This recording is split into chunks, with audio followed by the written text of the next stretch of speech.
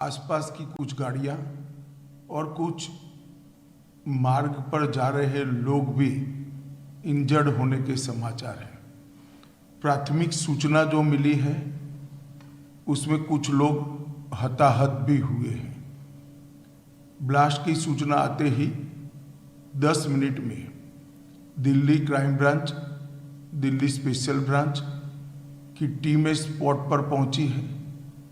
NSG और NIA की team FSL के साथ अभी गहन जांच करने का शुरू किया है। आसपास के स्थान के सभी सीसीटीवी कैमरा और बाकी सब चीज़ों की जांच के आदेश दे दिए हैं।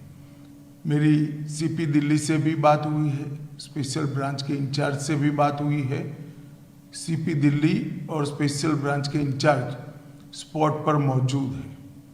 हम सभी संभावनाओं को तराश रहे हैं और सभी संभावनाओं को ध्यान में रखकर इसकी गहन जांच की जाएगी।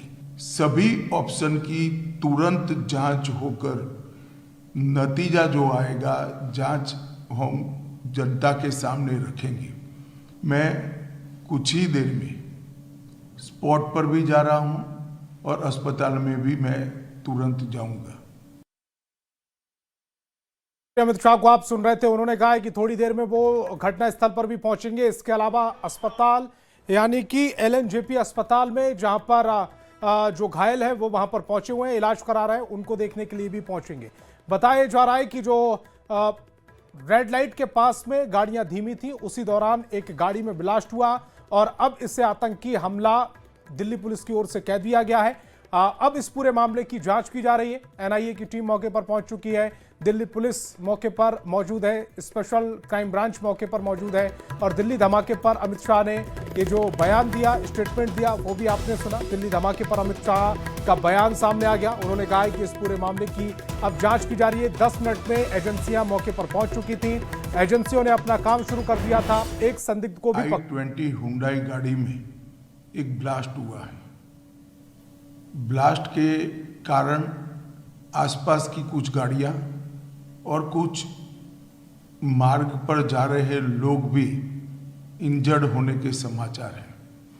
प्राथमिक सूचना जो मिली है उसमें कुछ लोग हताहत भी हुए हैं। ब्लास्ट की सूचना आते ही 10 मिनट में Delhi crime branch, Delhi special branch की टीमें स्पॉट पर पहुंची है। एनएसजी और एनआईए की टीम एफएसएल के साथ अभी गहन जांच करने का शुरू किया है।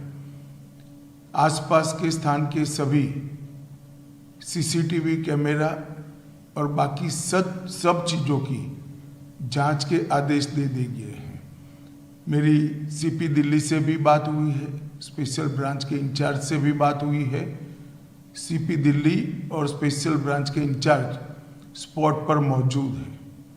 हम सभी संभावनाओं को तराश रहे हैं और सभी संभावनाओं को ध्यान में रखकर इसकी गहन जांच की जाएगी। सभी ऑप्शन की तुरंत जांच होकर नतीजा जो आएगा जांच हम जनता के सामने रखेंगे। मैं कुछ ही देर में स्पॉट पर भी जा रहा हूं और अस्पताल में भी मैं तुरंत जाऊंगा। दिया है कि अब इस पूरे मामले की गहन जांच की जा रही है। सभी जो जांच एजेंसियां हैं वो अपने अपने काम पर लगी हुई हैं। एनआईए और एफएसएल की टीम जांच शुरू कर चुकी है। थोड़ी देर में गृह मंत्री अमित शाह भी अस्पताल पहुंचेंगे, पोर्ट पर यानी कि घटनास्थल पर वो पहुंचेंगे और इस पूरे मामले की जो मॉनिटरिंग इस समय वहां के अधिकारी कर रहे हैं उनसे रिपोर्ट भी मांगेंगे। कुछ देर में अमित शाह घटनास्थल पर पहुंचने वाले हैं। बड़ी खबर इस समय आपकी टेलीविजन स्क्रीन पर। दिल्ली धमाके पर अमित शाह ने बयान दिया, वो थोड़ी देर में घटनास्थल पर पहुंचेंगे। यानी कि वो इलाका जहां पर लाल किला है और लाल किले से ठीक 300-400 मीटर की दूरी पर ये जो मेट्रो स्टेशन, उसके पपर पार्किंग में ये ब्लास्ट हुआ है और वहां पर थोड़ी देर में अमित शाह पहुंच जाएंगे और वो ये कह रहे हैं कि अस्पताल भी पहुंचेंगे, जो घायल हैं उनका हालचाल भी जानेंगे, जो मृतक है उनके परिजनों से भी मुलाकात करेंगे। बस कुछ ही देरी की बात है, अमित शाह दोनों जगह पर आपको नजर आएंगे। लेकिन वो लगातार इस पूरे मामले पर नजर बनाए हुए हैं, मॉनिटरिंग लगातार जारी है। जो वहां पर पुलिस अधिकारी हैं उनसे उनकी बातचीत चल रही है, आईबी के अधिकारियों से वो बात कर रहे हैं और जो स्पेशल ब्रांच पहुंची हुई है, दिल्ली पुलिस की स्पेशल टीम पहुंची हुई है, उससे भी वो लगातार हालातों का जायजा ले रहे हैं। घटनास्थल की तस्वीर भी लगातार हम आप तक पहुंचा रहे हैं। अमित शाह अब इस पूरे मामले पर खुद मॉनिटरिंग कर रहे हैं। प्रधानमंत्री नरेंद्र मोदी भी घटनास्थल के बारे में जानकारी ले चुके हैं। अमित शाह से उन्होंने बात की, घटनास्थल पर क्या कुछ अब चल रहा है उसकी जानकारी ली। कई बातें यहां पर निकल कर आ रही हैं। पहली बात यह कि चूंकि रेड लाइट थी, ऐसे में गाड़ियां धीमे धीमे चल रही थी और गाड़ियां धीमे धीमे चल रही थी, उसी दौरान एक कार में ब्लास्ट होता है और उसकी चपेट में कई कार आ जाती हैं, आसपास का इलाका। और ये जो धमाका हुआ उसकी तीव्रता का अंदाजा आप इस बात से लगा सकते हैं, तकरीबन 100-150 मीटर की दूरी तक वहां पर जो शोरूम थे या जो घर थे उनके कांच के शीशे टूट गए। जो प्रत्यक्षदर्शी थे, जो वहां पर मौजूद थे, चश्मदीद थे, उनके मुताबिक धमाका उन्होंने इससे पहले कभी इतना जोरदार नहीं सुना था। अब जो पुलिस की ओर से दो थ्योरी निकल कर आ रही है, क्या इसमें इष्टकी बम का इस्तेमाल किया गया, इष्टकी बम गाड़ी पर लगाया जाता है या दूसरी ऐसी जगह पर आसानी से आप उसको चिपका सकते हैं, इष्टकी मतलब चिपकाना, उसको चिपका सकते हैं। उसके बाद या तो वो टाइमर से या फिर रिमोट से आप उसमें ब्लास्ट कर सकते हैं। लेकिन एक संदिग्ध भी पकड़ा है, बताया जा रहा है कि वो कार में बैठा हुआ था। जो कार में बैठा हुआ संदिग्ध था, क्या वो इस पूरे जो ब्लास्ट हुआ है इसका मास्टरमाइंड था? इसकी अभी तक स्थिति साफ नहीं हुई है। उसका क्या रोल था, उसकी क्या संलिप्तता थी इस पूरे मामले में, इसकी जांच जा रही है। लेकिन अमित शाह ने जो दिल्ली में धमाका हुआ है उसको लेकर बयान दिया है। उन्होंने कहा है कि एनआईए और एफएसएल की टीम पूरे मामले की जांच कर रही है, थोड़ी देर में वो भी पहुंचेंगे। दिल्ली में i20 कार में धमाका हुआ था, जो कार इस्तेमाल हुई थी वो i20 थी, मारुति की कार i20 में धमाका हुआ। धमाके की वजह से वहां पर जो और गाड़ियां थी उनमें भी ब्लास्ट हुआ, उनमें भी धमाका हुआ।